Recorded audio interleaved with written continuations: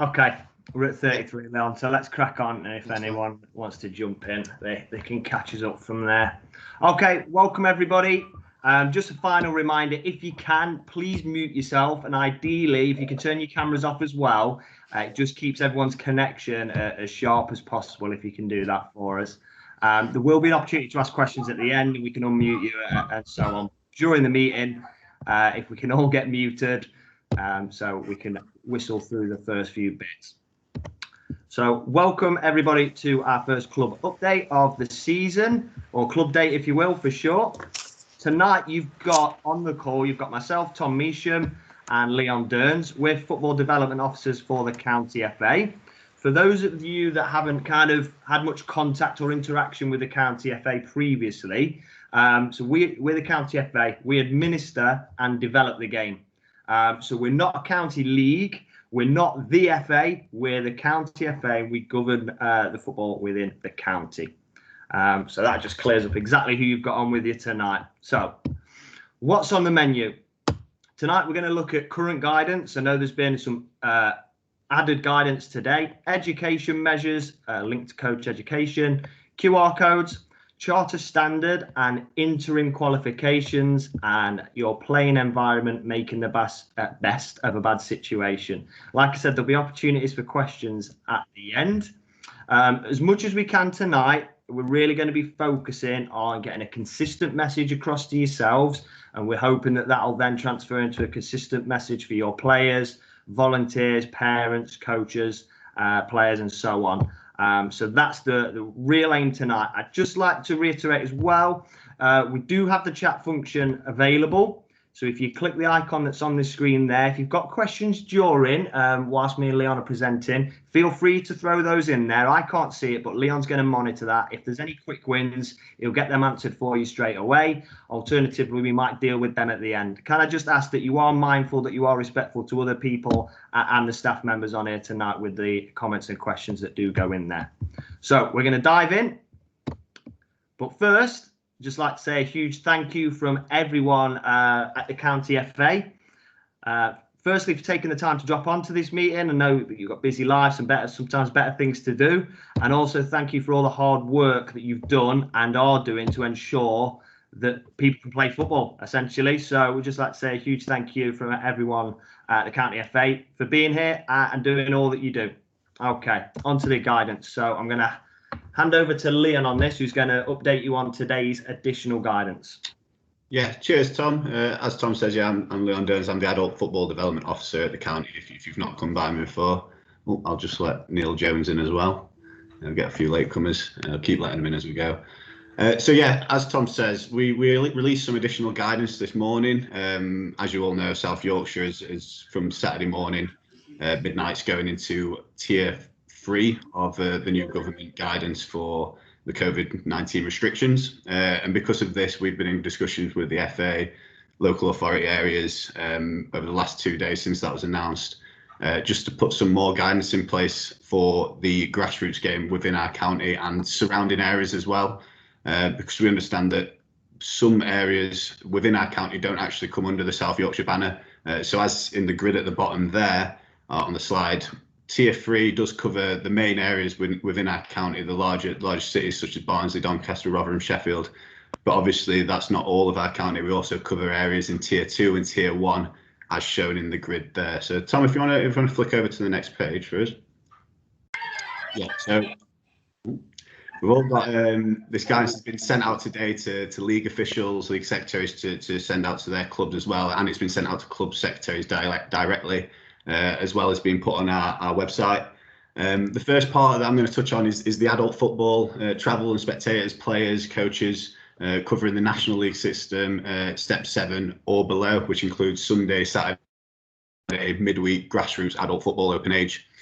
Now, we put out some guidance about this earlier this morning, and we got a lot of feedback just on this area alone, and from both leagues that I spoke to personally myself all today, a lot of my work today, and then off clubs, both directly to members of the County FA on social media. And we've kind of took that feedback and we've put some other guidance in place if you've not seen it already, and trying to make it an approach where we can continue with the game in the adult football. I'll just let Kieran in, another latecomer. So basically, adult football, travelling spectators, National League system, step 7 or below. This slide, Tom. Next slide, sorry. No, it's just gone off, mate. Oh yeah, you vanished from my screen now. Just bear with me. I'm trying to share your screen again. I still share it. Someone else is currently.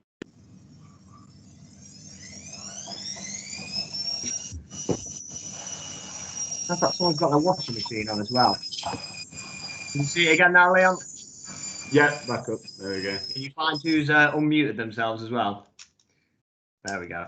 Silence. Back on it. Sorry about that, guys. Adult football, the main things to be aware of with this is because of South Yorkshire region going into tier 3, which is a very high level in regards to the COVID-19 government restrictions.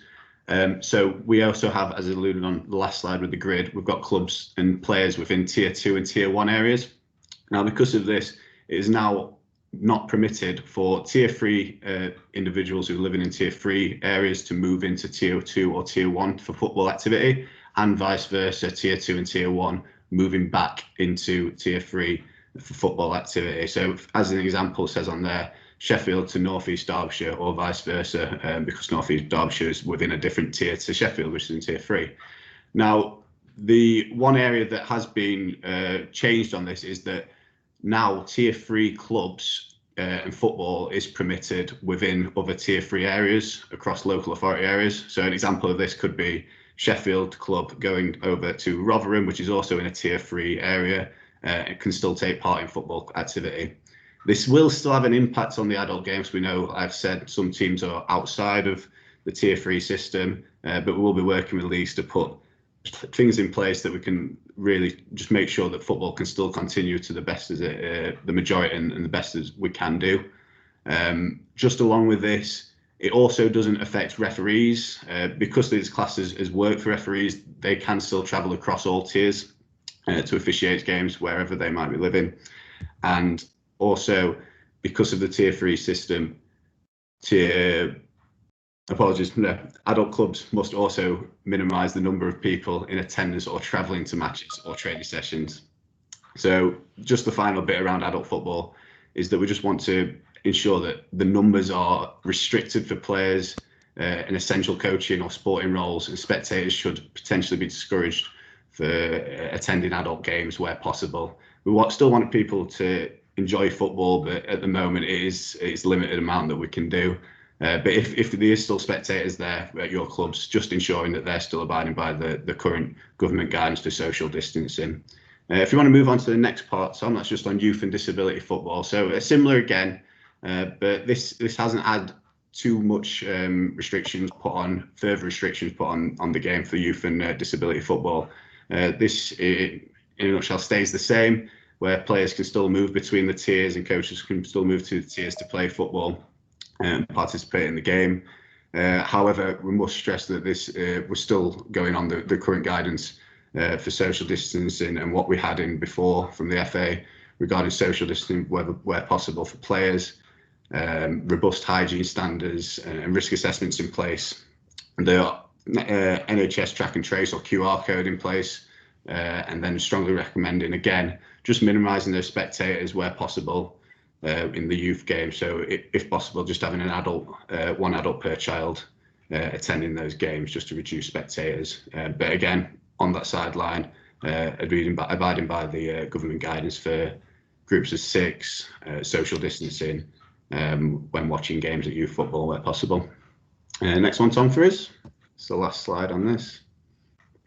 Yeah, just the other part of this guidance was touching on the National League system, so step 3 to 6, which still covers a lot of clubs in our area. Majority of our football is grassroots, but we've still got numerous clubs that play at the step 3 and 6 standard.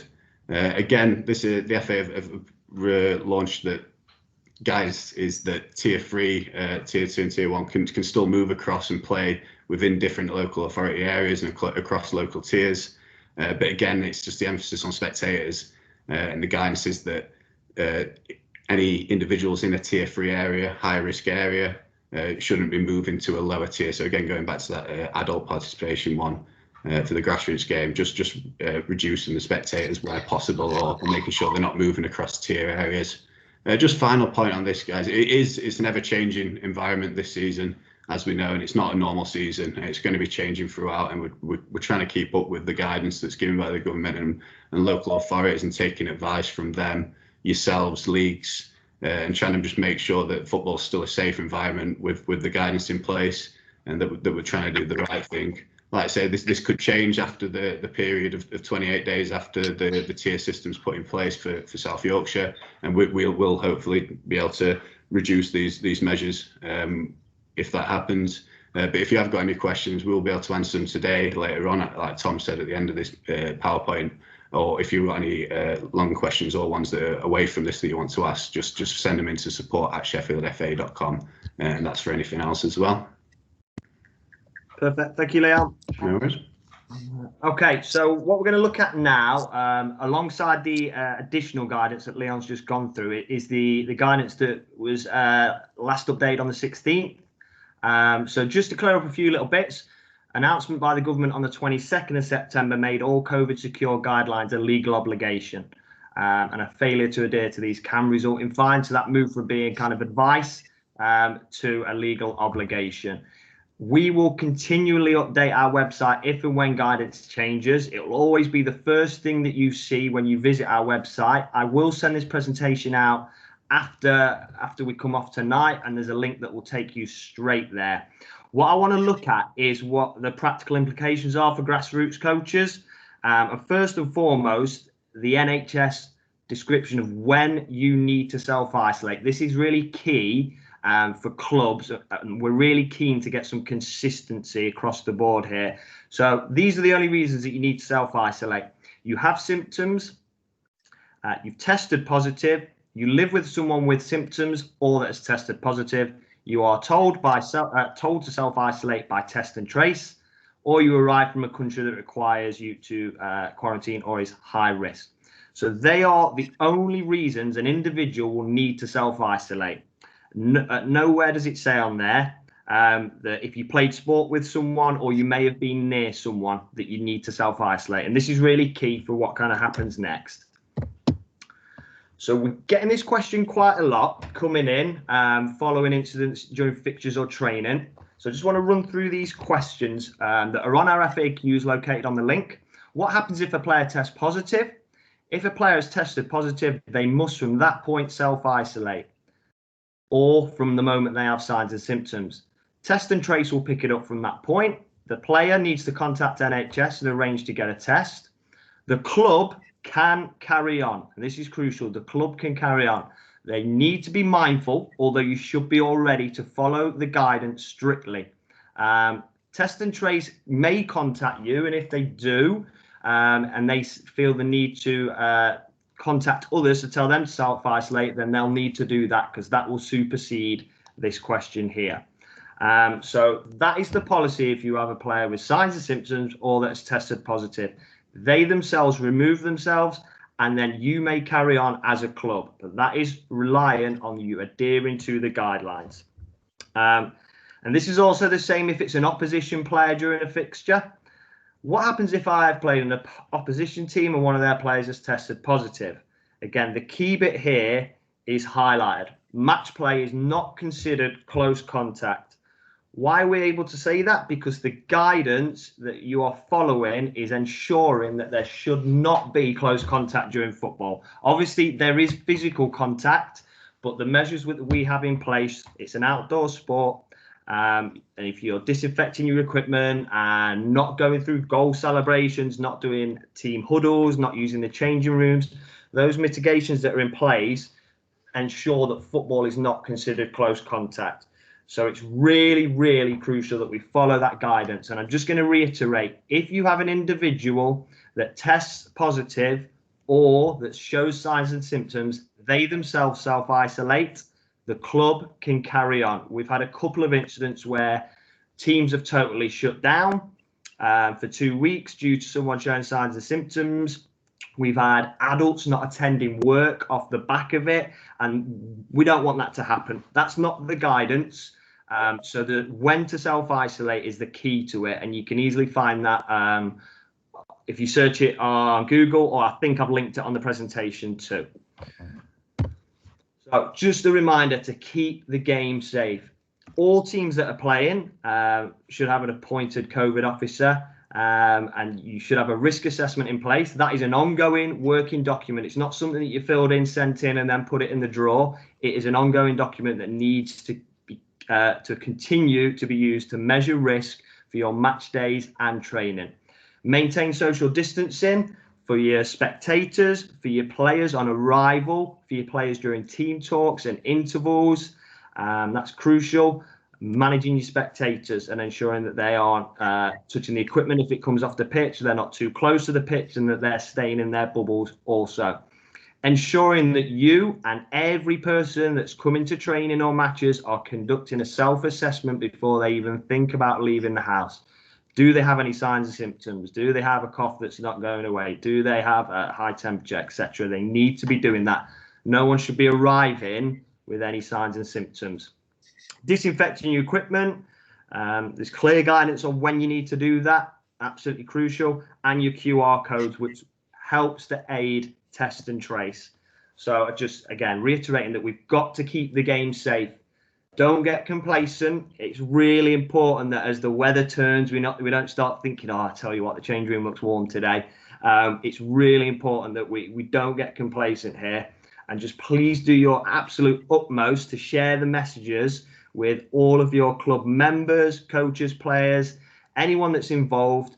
I've seen some great examples of clubs sending newsletters. I've seen some great social media. I've seen some great emails going out. So just please try and keep everyone in the loop on what you are doing as a club to keep them safe.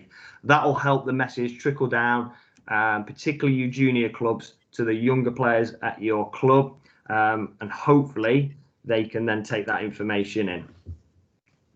Just off the back of that, with the self-isolating, just something to be mindful of when you do have players self-isolating, and this goes for adults or children. It's really important that we try to keep them involved. I don't mean that they still come to training or to matches. If they're self-isolating, they need to do just that. But just encouraging your other players within the group to get in touch with them during that period, to chat, listen, talk about training and matches and other things, just to keep them in the loop so they don't feel like they're missing out. Take the time as a club to check in with them. It can be pretty tough, especially if it's an adult that lives alone. That could be a lonely 2 weeks. And we all know why we play football. It's for those social benefits and those health benefits. And they, when you are self-isolating, can be taken away a bit. So take the time as a club to check in with them. If they're players too, checking in with their parents, just checking how everyone's doing, and promote any support that you come across to your parents and your players. So there's a few examples here. The first two are for young people, one for the children themselves, and one for parents, just around managing mental health, particularly in lockdown. And you've also got Mind, the charity, at the bottom there, with some support and well-being for adults that are self-isolating. So it's just a consideration for everyone that, yeah, we've got people self-isolating, but what can we do as a club, as a community, to just keep engaged with them during that period? Okay, going to move on now. Still linking with self-isolating and when you can't attend football. This one cropped up a lot at the start of the season, so we really want to get some clarity on this one. It's regarding school bubbles. So if a school has sent someone home to self-isolate, they must do exactly that. Stay at home and not come into contact with anyone for the period of self-isolation. A couple of situations just to run through. If they are sent home to self-isolate because they have symptoms, they should get a test and must stay at home for at least 10 days. If the test comes back negative, they can end their self-isolation. Situation 2, they're sent home because they've been in close contact with someone who has tested positive. They must self-isolate for 14 days and only get a test if they subsequently develop symptoms. This is the key bit. If a child has been sent home from school due to coronavirus outbreaks or risk of transmission, and has been asked to self-isolate, they must not take part in any footballing activities until their isolation period has ended. So that should be seen as the same as being contacted by Test and Trace. If the school requests that they self-isolate, they must not take part in football. Just to clear up some what ifs on that. So we do have situations where a sibling is sent home, and they also have siblings that play for your club or other clubs. Parents or guardians could be coaches at your club too. So just to clear that up, if child 1 school bubble is closed, so let's say year 1 class, child 1 school bubble is closed, but the child shows no signs and symptoms, parent 1 and child 2 are free to continue playing and coaching. They must complete self-assessments before attending each time, but they should be doing that anyway. If, however, child 1 school bubble closes and child 1 has signs and symptoms, that household now will need to seal off and self-isolate. So none of them should be attending football for child 1 for at least 10 days. Parent 1 and 2 would be the 2 weeks. It would obviously be crucial that child 1 can go ahead and get a test also during that. So hopefully that's really cleared up what happens with your school bubbles. And that's obviously key for adult teams and junior teams, as parents are sometimes being asked to self-isolate incorrectly when their child's bubble has been closed. On to Test and Trace, and I'll hand over to Leon. Yep, perfect, Tom.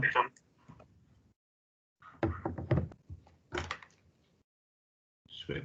Yeah, so NHS, I can hear myself when I listen to them. Is it me being too loud? Yeah. I'll turn mine down. Cheers, buddy. So NHS Test and Trace, this is more to really still hear myself, but it's fine, I'll work through it. Make sure all individuals know exactly what their responsibility is and whose responsibility. So it's just clearing up some areas that we've had come into ourselves. So this is more about whose responsibility it is to have the QR code in place. So all venues must download and display an NHS QR code. Now this is the responsibility of the venue. Now it could be the club's responsibility if they own that venue, that's their venue. But usually, majority of our grassroots clubs are playing at private or school sites, whatever that might be. So it's down to the actual venue facility provider to put that QR code out there, make sure it's displayed, and having more than one displayed as well, and trying to make sure people are going to that and getting that code scanned, or if not, having some sort of track and trace in place. Now, along with this, like I say, if people don't have the app for whatever reason, these venues should also be having an alternative track and trace, whether this is a paper or some sort of a login system that they have in place for themselves. And then I guess the final area around this, guys, is local council pitches. So there's been a bit of query around whose responsibility it is if there's a venue that it is just a pitch on its own. It's in a park, it's on a local authority. It's just a local council pitch. There's no actual clubhouse or any actual building as such. So there's potentially no QR codes in place. Now this could be down to, or could be now the responsibility of the club to put this QR code in place themselves, download the NHS QR code and present this on the day of the game, or have some sort of track and trace procedure in place, alternative of that, depending on where it is or what, like I say, what sort of council pitch or local authority pitch it might be on. If you want to just move on to the next one for us, Tom.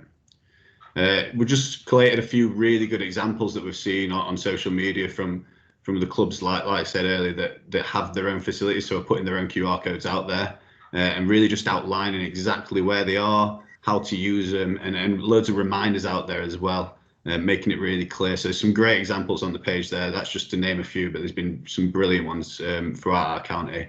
Like I say, and we're here to support you on those as well. If you did want any help on how best to get that information out to your players, to your spectators, to opposing teams, on your socials as well, if it's a club that you own, or if you're wanting to just provide it for a facility that you use as a club. Next one for us, Tom. A final part, just linked to this, is just a bit of clarity on venues and a bit of good practice and things you could put in place during these difficult times, and the guidance that's in place just to make maybe your life a bit easier as a club, and make sure that your spectators and anyone who's coming to that facility or a hired facility is as safe as possible and meeting the guidance, and it's as easy for them as possible. So a few ideas is staggered kickoff times and planned arrival times, just reducing these team crossovers. and providing team arrival windows where you might have a team playing in the morning, a fixture in the morning, and an afternoon fixture. Could you provide a time that works for that team to arrive for the second fixture that's not going to cross over with the first fixture finishing in? So you're not getting loads of crossover again, like I said. Again, touched on it already, multiple QR codes on show. So you've not just got the one on the clubhouse door, everyone crowding around it, making a little bit of a huddle. Make sure they're clearly displayed. You've got numerous ones around. So not everyone's just going to the same one all the time. And again, just linked to that, clear venue directions. Again, on your social medias, making sure people are aware of what changes might have been put in place at your club venue, as well as just ins and outs. There might be one-way access, one exits and entrances for any indoor toilets, facilities, whatever that might be, and clear instruction of what you're wanting from people coming to your club. And again, just for clubs that don't have their own facility, which again is the large amount of our teams and clubs, we've got hired facilities and pitches. Similar to the above, just understanding the facility that you're using's processes and restrictions that they've got in place beforehand. And if you get any questions from an opposing team or any spectators that might be coming down to watch, just so they know exactly what processes and restrictions might be in place, where those QR codes are, and what the track and trace process is as well, just so everyone knows what's going on before they get to that game and during. And then I think it's back over to you, Tom. Okay. So I'm going to try and rattle through a few of these slides. Me and Leon set ourselves a harsh 30-minute deadline for this, so I don't think we're going to stick to that. Football administration. Firstly, I'm going to take this opportunity to thank you all for your patience and your hard work during the closed season. I know that people were working extremely hard to get everything in place in what was pretty much a perfect storm of football admin, of a shorter pre-season, leagues and clubs moving across onto whole game. So just want to reiterate how grateful we are for people's understanding, time and patience, and again your hard work. It was really pleasing to see how much people wanted to get things sorted. We tried our absolute best to meet those needs too. So we're just going to update you really briefly on a few of those areas that cropped up. So player reg, like I said, that was for a number of leagues the first time that moved across onto whole game. So that was the kind of the crux of what was causing the slow speeds on whole game. That's now over with. That should not happen again because most players are now on there. Leagues have a better understanding. We have a better understanding, and clubs do too. So we shouldn't run into that problem again. Updating your player photos, which was proven to be a problem, is now fixed. You should be able to do that with no issues at all.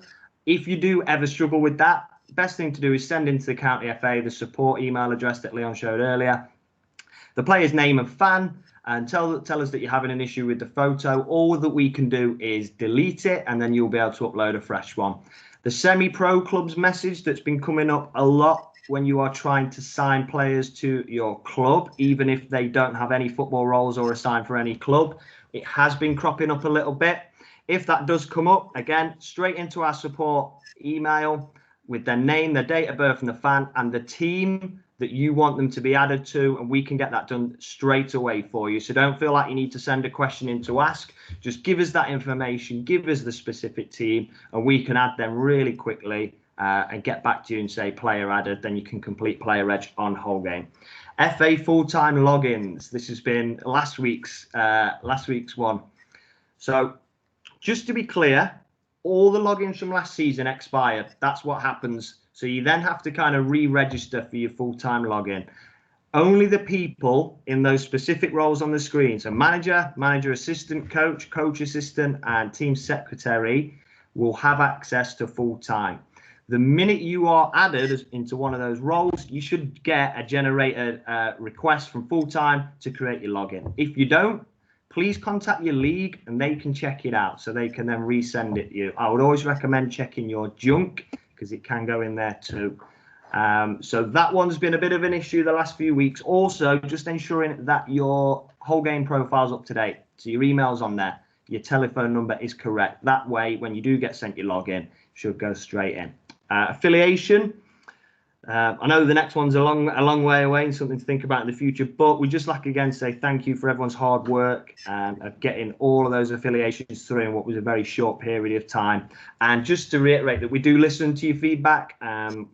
We are looking at some areas to review. 2 key areas will be the 2 teams, 1 result. So those of you that have those teams at your club will know what I'm talking about, particularly regarding the personal accident insurance, and for those clubs who split for affiliations, so who have a women's section, a girls section, a boys section, adult male section, where you split the club into 4 clubs on whole game for admin purposes and then not being able to use your same public liability. So we have listened, we are looking into that, so hopefully that will be an improved process for you next season. And just finally, I've just written leagues at the bottom. I'd just like to ask everyone, just please be mindful that at really peak times, so the player reg, full-time, and affiliation, that the leagues can become extremely busy with the amount of admin that they have on. And just remembering that they're volunteers too. We've all got to work together in this. So County FA, league and clubs, we are working together. It's been difficult, but I just want to reiterate how hard your leagues are working and to bear with them, particularly at really busy times. They are working as hard as they can. We are trying to support them as much as we can. But I just think that's a worthwhile reminder that they are working as hard as they can. Okay, Charter Standard annual health checks. Got some great news for you. New interim criteria is now in place, which can be accessed on the website. When I send this out, if you click the big blue photo, that'll take you straight there. Even better news, no annual health checks for those of you that are Charter Standard. That's not to say you can put your feet up for the season. It's still crucial that we manage qualifications to ensure that we're the best places to play football for all of our players, best places to coach for all of our coaches. So please be mindful that we want to try and keep people up to date on qualifications. We are taking new applications for Charter Standard now. We have put one through today. Sheffield Town achieved their accreditation today, which is great. So that is open. On to the interim measures. Just to clear up, our coach education programme is currently postponed. It won't be reviewed again until January. And until then, there will be no courses. So that's no coach ed, no safeguarding, no club welfare officer course, no first aid, and no referee courses. That will be reviewed in January, and it will be all linked back to the guidance that we get from the FA and from the government on that. First aid that expired after the 1st of the 2nd of this year, you should have it automatically extended to the 31st of the 7th, 2021. Safeguarding children, anyone that has completed the Safeguarding Children workshop that's just recently expired, even if it has expired, you will be able to renew it through the online platform. Also, if you renewed it online last time, you'll be able to renew it online again. In normal times, you wouldn't be able to do that, but you can. The link's built into the presentation, so you can send that direct to anyone that needs it. On to the interim measures, FA Level 1. The interim measure is the FA Playmaker course. That is a totally online coaching course. It's a really good course, particularly for your new coaches coming in who may not have a vast amount of experience. The link's there. Again, that can be directed straight to your coaches. If they complete that, it will show up on your coach qualification report for your club. Safeguarding children, for anyone that hasn't done it previously, the interim measure is the Safeguarding for All course. The link's built in there. And for emergency first aid, obviously we can't renew those if you expired before that date. And anyone that hasn't done it before, the interim measure are the 2 online modules listed in the table there. And again, they can be accessed. Just an FYI, safeguarding and first aid, those 2 courses interim measures will not show up on your qualification report.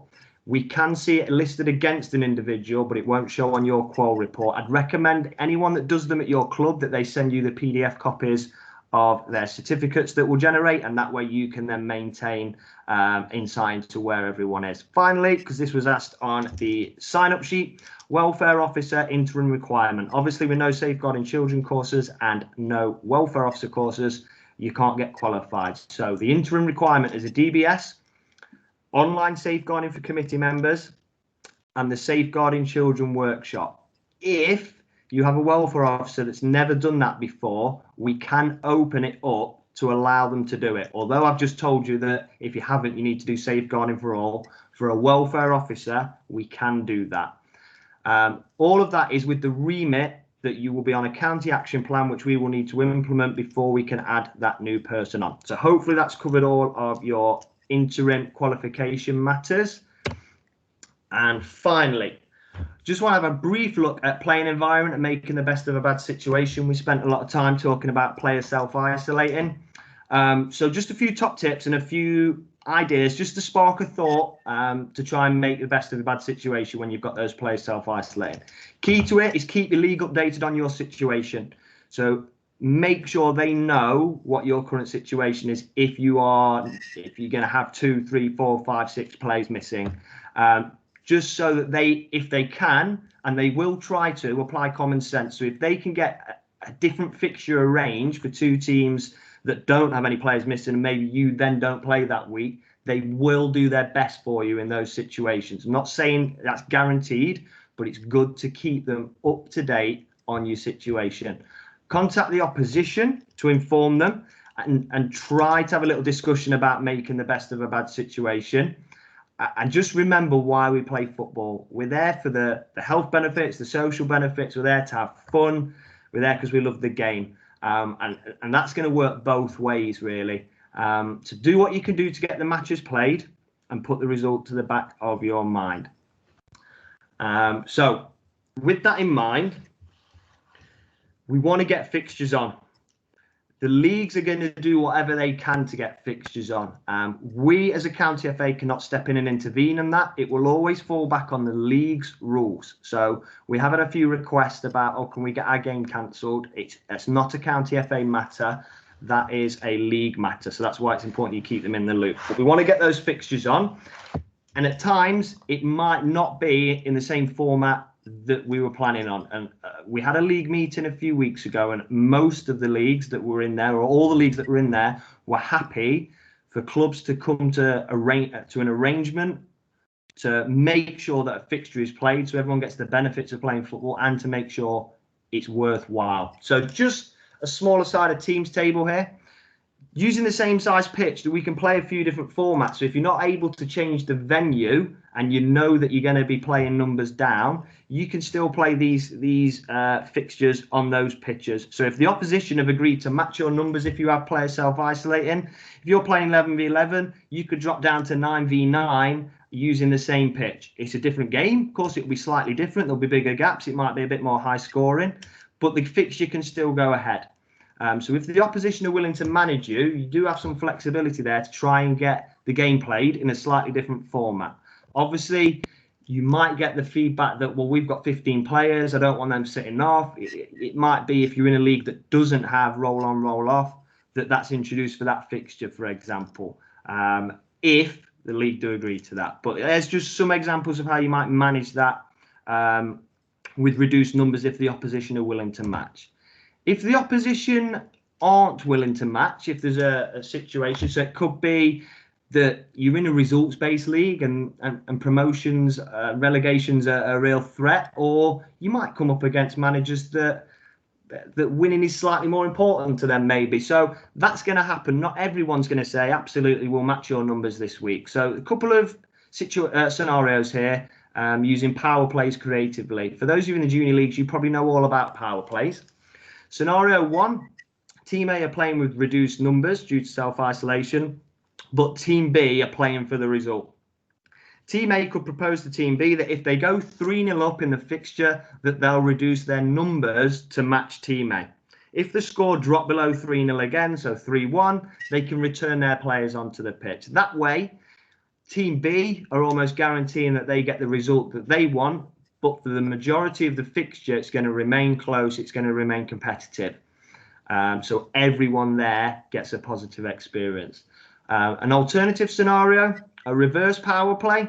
So Team A have no substitutes due to players self-isolating. Rather than a traditional power play, we reverse the power play. So if it was a 7v7 game, as you can see on the screen, at 0-0, it starts 7v7.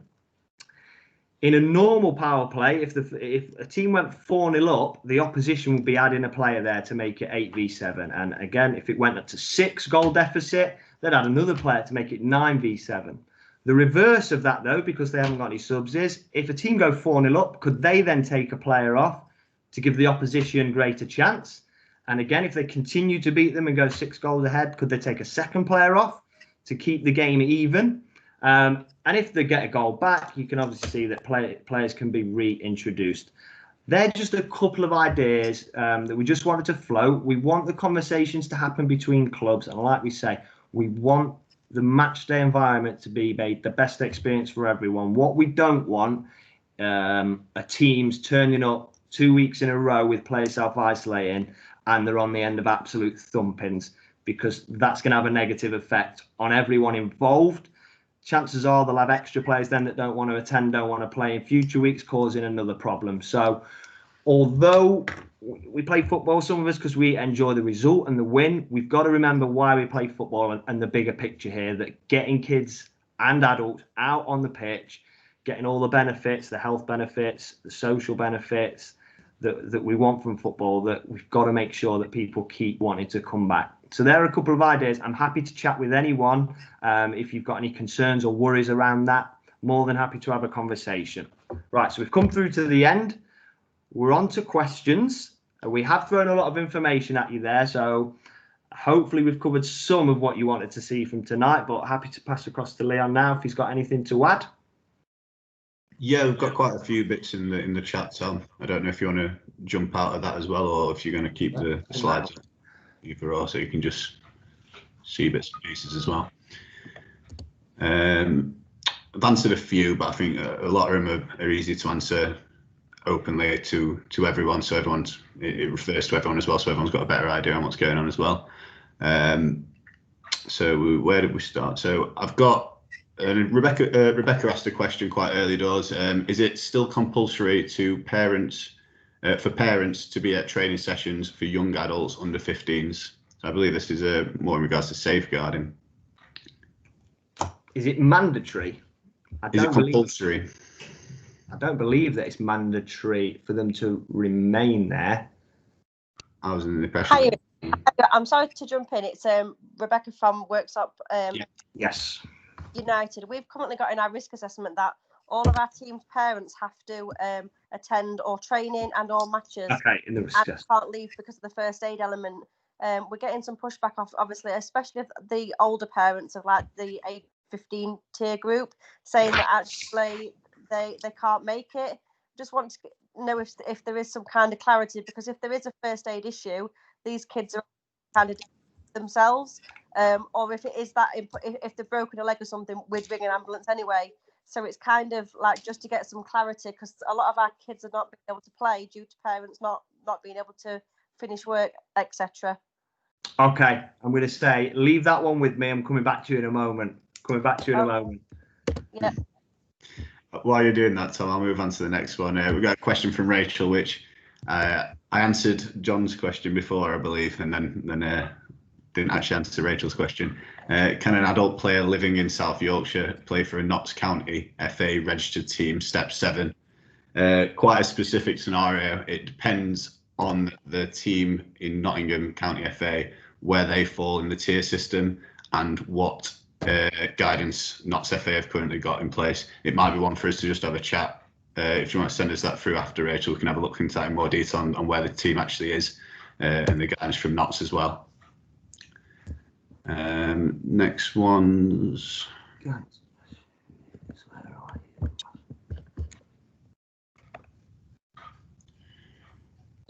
we've got one from Neil Jones. I'm running under 11s football team, and to get a fixture postponed, we are asked to provide details of family members' testing/test results to get the postponement authorised. We felt as a club, especially as this involved medical records of minors, this was inappropriate. We had 4 players unavailable as a result, but we were charged with the failure to fulfil the fixture, and we arranged the game for Sunday the 25th. We can't get the rearrangement authorised as there is no disciplinary meeting planned before Sunday. Is there any common sense guidance for this? There's more than one question there, to be fair, Neil. We had a league meeting, as Tom alluded to, last week or the week before, and it is advised that leagues don't ask for this, which we did reiterate. Whether that got sent through beforehand, I'm unsure on the specific scenario. Again, it might be one that you want to just bring up with us away from. Tom, can I jump in? Tom, it's Neil. Can I just jump in, because the league have been really unhelpful with it. We wanted to play on Sunday, and we've got like 2 sets of kids that can't play now because we couldn't help the postponement whatsoever. Yeah. There were 4 kids that were isolating. No. There were 4 kids that were isolating, and I might have to hang on. It's all right. 4 kids that were isolating for an 9v9 team, so obviously we had enough players to postpone the game. But there were 2 that obviously they were quite confidential, the information, and that they were asking for, and we just felt it was just totally inappropriate. Then this week we've tried to rearrange the game, or we actually told them at the rearrangement date initially, and then this week they said you can't play until there's a disciplinary meeting. So there's 2 teams wanting to play, but we can't play. Okay, that is the type of stuff that we're trying to avoid, because we obviously want these fixtures on. We did have that conversation, as Leon said, regarding leagues. We really, as you mentioned, promoted a common sense approach, which was generally accepted from the leagues that we had on. So it's unfortunate to hear.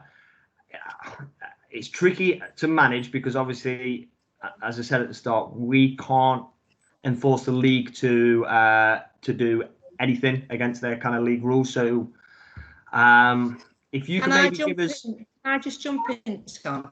I'm an age group registrar as well as a club secretary. I try as an age group registrar, I do 13s and 15s, to be as fair as I can with all this. With the information I ask for, it's just trying to be fair. It's difficult for us as well as a league to monitor. I fully understand where everybody's coming from, and it's a situation for everybody. But I just want them to know that we are trying to be as fair as we possibly can. I just want to reiterate that on behalf of all registrars, if that's all right. Yeah, and that's like we said, the meeting we had with the leagues, they really bought into that, and we know that people are trying, like my phrase a minute ago, to make the best of a bad situation when it does crop up. But I just think that they're not making the best of a bad situation, because we couldn't play the game the other Sunday. We have a free Sunday this Sunday coming, and they're not letting us play because of the protocols. It's just madness. Can you do me a favour? Would you mind sending me an email with a bit of information on? Yeah, I've got plenty of information on it. I'm with no promises. It's something that we might be able to ask the question, and just we can ask for feedback from the league as to what the situation is. That's an absolute no promise of anything changing. Yeah, no problem. But we can at least ask for their thoughts and feelings on the matter. Just back to Rebecca. Bear with me. I'm going to read you a statement. So, as you mentioned, regarding parents having to stay to provide first aid in that situation, that was in place at the beginning because of the uncertainty around first aid. Now a coach can do first aid with full PPE available. The risk assessment would need to be updated to reflect that. Again, it needs to be in the risk assessment, and it needs to be agreed with parents also. So at the start of this, you should have contacted all your parents for them to give permission for their children to return. That would need to be done again, asking if that parents are happy for the coach to do first aid. That would require you to get full PPE into the first aid kits of your coaches. Hopefully, Rebecca, that's answered the question for you. Nice one, Tom. Next one that we've got to is a question from Craig. Adult club, step 7, tier 2. Only one other club outside tier 3 in our division.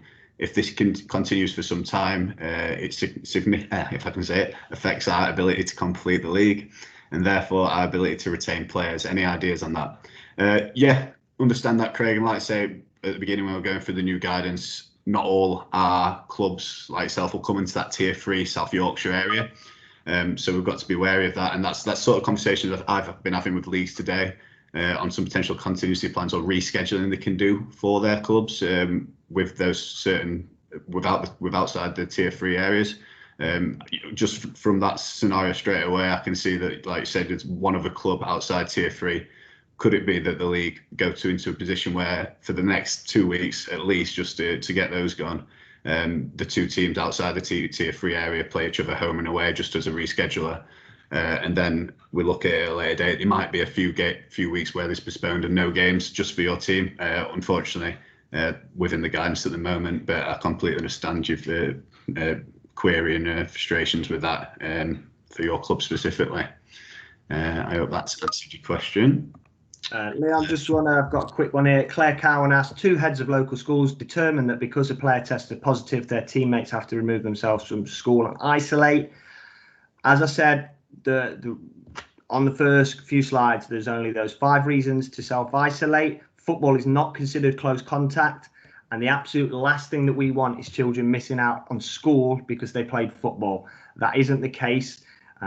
If you do come up against that, we'd be happy to pass our thoughts on to anyone that is not in agreement with that. But football is not considered close contact if we're doing the guidance correctly.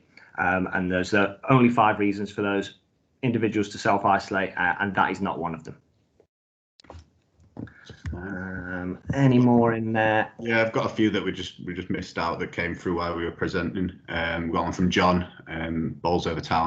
If our senior team is affiliated to ourselves, South Sheffield Hallamshire County FA even, and reside in Tier 1, but play in the Chesterfield and District League, and opponents are Tier 2 or 3, are they bound by the Sheffield and Hallamshire County FA not to play, even if the Derbyshire FA allows the team to travel?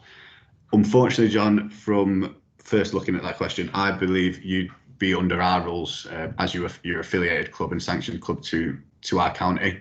So it comes under our guidance and the tier that you're in. So unfortunately, you won't be able to play against those Tier 1 clubs if you are within a Tier 3 area, if that is the case. Clarify if you want to ask a further question, mate. There we go. Can I just jump in, Leon, please? Is that? Go on, mate. Rob from North Garber. Yeah, go on. It's in relation to the youth football on that same question. We are in Tier 3, but all our opponents are in Tier 2. Yeah. So is the FA guidance that youth football can carry on, is that national or is that just local? Because what I'm thinking is if West Riding decide that they're going to say that to their teams not to travel to Tier 3, how do we stand on that? For youth football, sorry. Yeah. Yeah.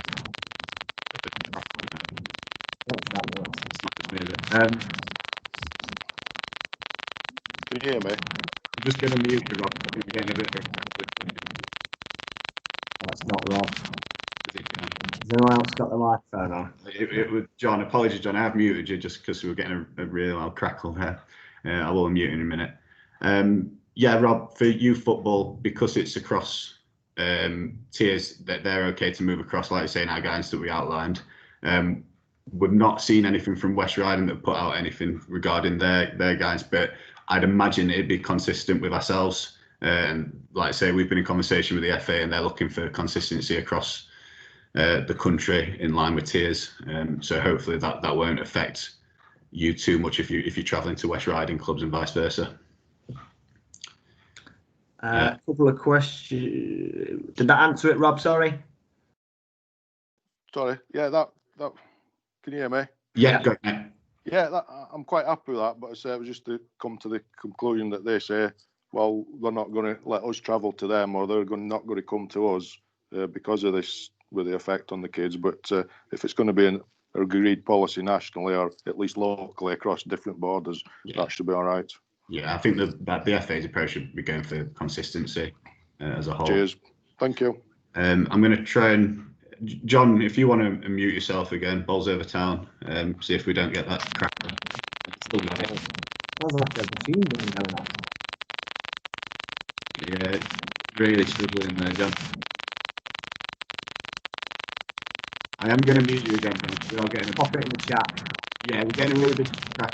If it's something that you want to, like I say, if it's regarding that question, I imagine, if you want to give me or Tom a ring tomorrow, or drop us a line in chat, if it's another question, quick, easy answer. But if it's in a bit more detail, it might be better to have a conversation just away from this tomorrow morning or in the afternoon, wherever's free.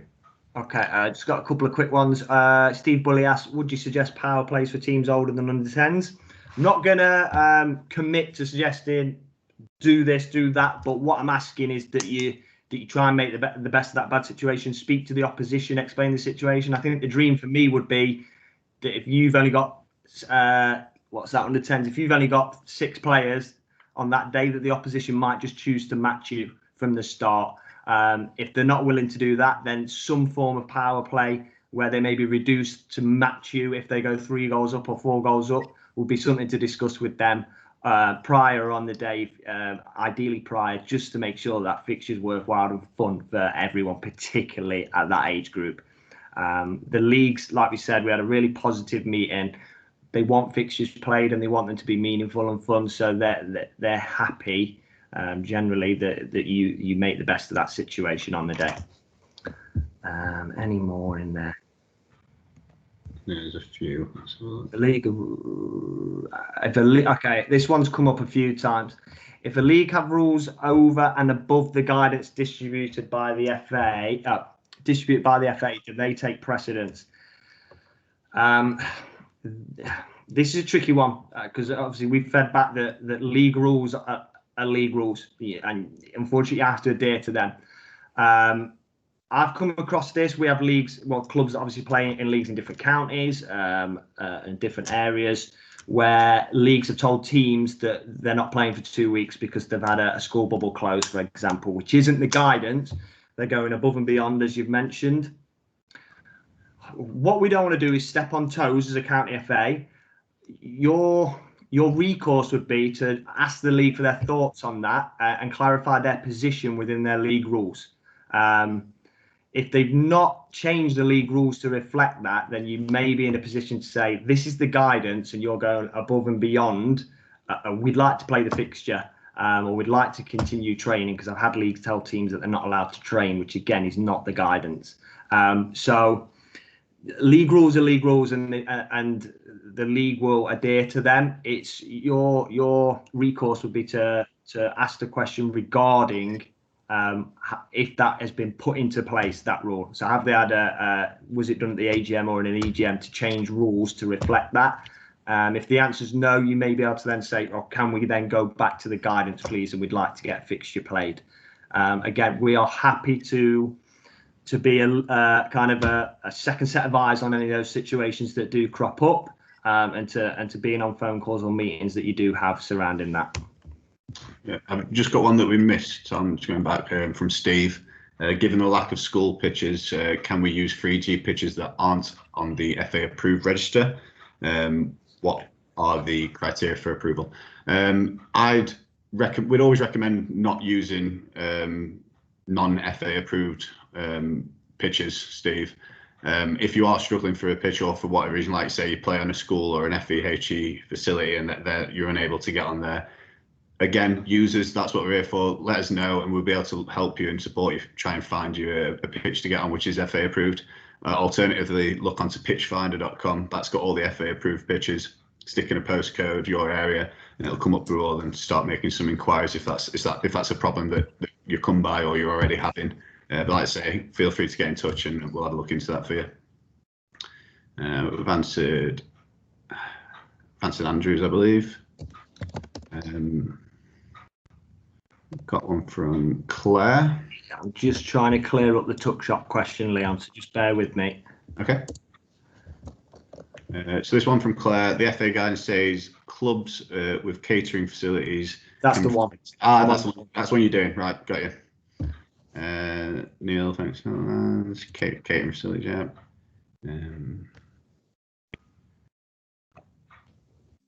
That's the same question from. Oh my, what have I done? As a school facility manager, Yeah, just Liz asking about tuck shops as well. Yeah, I'll clear that tuck shop one up. You got Aaron's just asked regarding QR codes at a school facility. I don't know if you've seen that one, Leon. Yeah, I'm just blasting through a few more. I'm just catching up. Okay.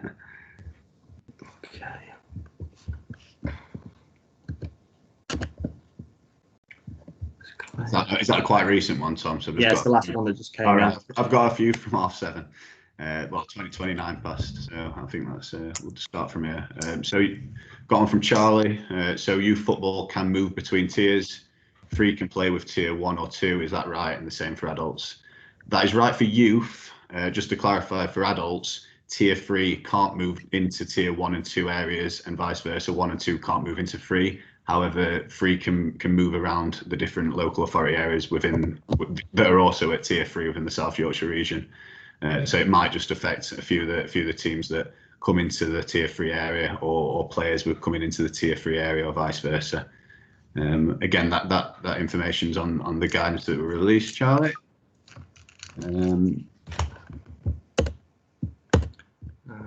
Right. So I've just had some feedback from Claire just regarding the catering, tuck shops, etc. As far as we are aware, there's no change to that. All social distancing and sanitising, etc., needs to be in place, and it needs to be risk assessed fully.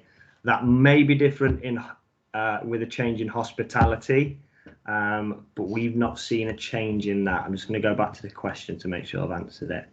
Can provide takeaways, hence no catering.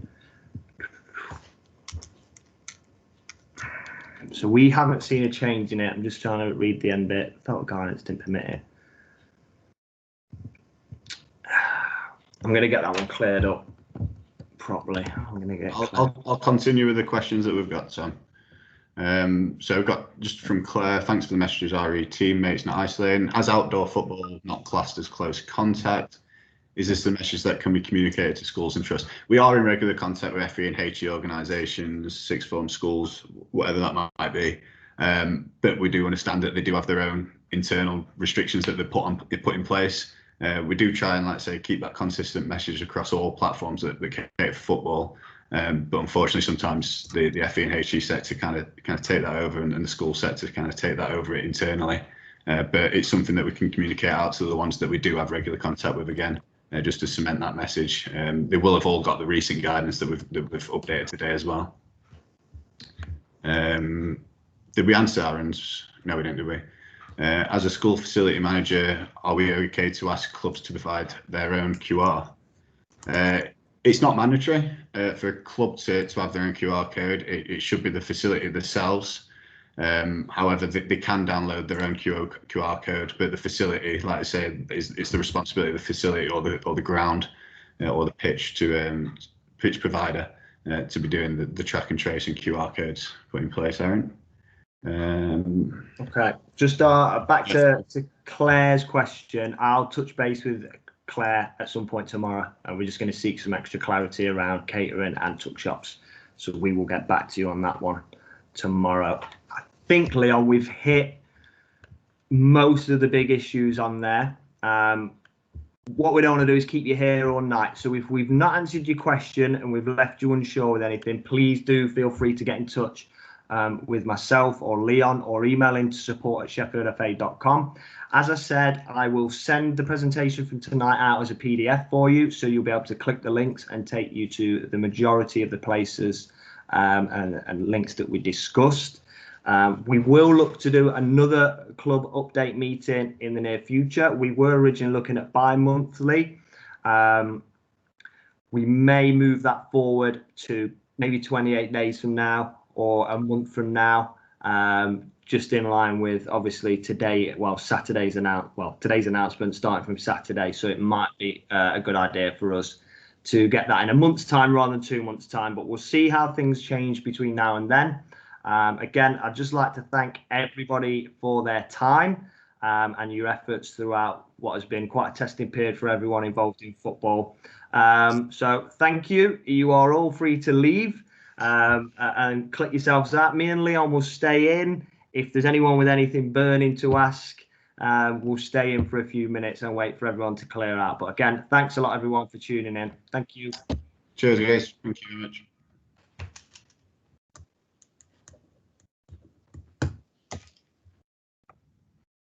We've got a hand up. Neil's got his hand up, Leon. Yeah. You can mute yourself, Neil, mate. Okay. I'm there, I think, aren't I? Just here, yeah. Yeah. Can you just hear me? Yeah, go on. I'll shout a bit louder.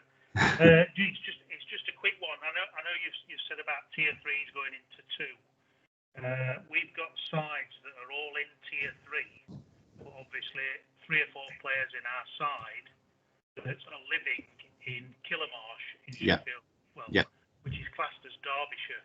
Yeah. They're not allowed to come across and play for our side. Is that adult football, Neil?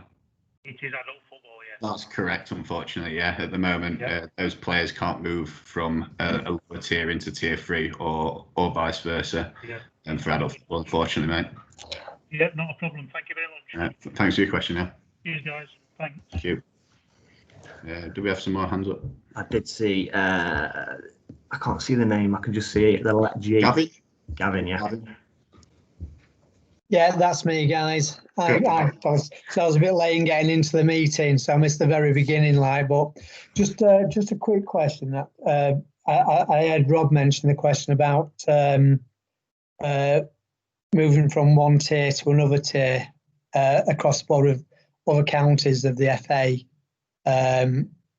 singing by the same hymn book, so to speak. I think was I right in that's when I basically came in. I think you said you were going to get some clarity on that, just to see if everybody is singing by the same hymn book. Is that right? Yeah, pretty much, Gav. Like I said, so all on the same sheet, really. Yeah, I've not seen anything from West Riding regarding guidance. I think we put it out because of South Yorkshire region going into tier 3. Yeah. Something we can clarify, but I imagine they'll have the same sort of information from the FA directly, that we're looking for a consistent approach across all areas, especially locally, so football can continue within the restricted guidance, of course. Yeah, the only reason why I asked that is because we've got some teams West Riding, like from Wakefield and such, and they've asked the question today, as you can probably imagine. Yeah. So I have actually said, as it stands at the minute, just like we played earlier on, that yes, you can travel. There's no restrictions up to and including up to under 18s. So it's kind of just be mindful and look at your numbers that you're bringing over. You could look at just restricting the number of people that you bring, rather than obviously we know the count share and such like so. Yeah. No, I appreciate it. It was just that clarity, just to see if the other counties were saying the same. Yeah. So yes, we're all on board. Yeah. No, that's fine. Like I say, if anything changes in regard to West Riding or Derbyshire FA or whoever it might be surrounding counties locally to us, and that contradicts what we've put out, then we'll share that and try and get a clear message out for all. I missed the question as well about the catering, because obviously again we're going to clear that one up, Gav. We just want to. What was it?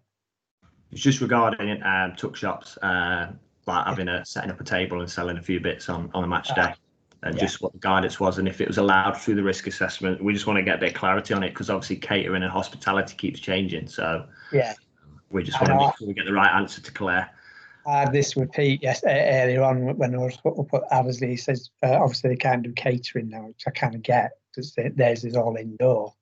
I said I don't know how you stand outdoor if you don't. So obviously that's going to answer my question when you come up with that. So will you let me know what the answer is to that? Yeah, I'll loop you in when I reply to Claire tomorrow. Yeah, I think it'll probably be that, provided all the protective clothing, like headgear on such like, and whether if they're outside. But again, that just needs that clarity on it. So yeah, definitely. Nice one. Right, is there more hands up? I don't think we've got any others in chat, and we've not got any other hands up. Right, I will bring the meeting to a close, and that will hopefully complete the recording. It will. Is there a hand gone back up there? Yeah. Sorry to stop you from finishing. Just one last question. With obviously the Dark Knights coming in, all the usual school, the kids teams want to train indoors. Yeah. Now, I understand they're all in different school bubbles, but our training will be in a school. Yeah. And obviously, all our players are not from the same school. So it's going to be a bit of a mess trying to work out who does what, etc. Will there be any restrictions on indoor training at, obviously, like school facilities? Do you want me to answer that, Tom? Yeah, you did that. I stuck something in chat earlier to the link to the guidance, the recently most up-to-date guidance for indoor football. There's been no change to that as I know of. Correct me if I'm wrong, Tom, but as I know of as of yet. Whether that changes, I know what you're saying in regards to school bubbles as well, whether that changes as well. But unfortunately, like I say, it's still, we go into the current guidance for indoor football, which I've sent a link to, and it's on our website as well, if you want to have a nosy on that. And if you've got any other questions around that, and let us know. Okay, cheers, thanks. Cheers, Rob. Okay. Last question from me, Tom. Yeah. Just for Tom, did you say you're going to send a copy of today's? I'll send the slides, and I'll hopefully be able to send a copy. Or we'll probably put a recording of the meeting on the website so you can rewatch it as well. Fantastic. Thanks, mate. Thanks, guys. Cheers, guys. I'll have a quick word. I'll ring you tomorrow, Leon. I just want a quick word about registration. That's all. So Look forward to it. I'll ring you tomorrow on it. Hopefully, get some peace.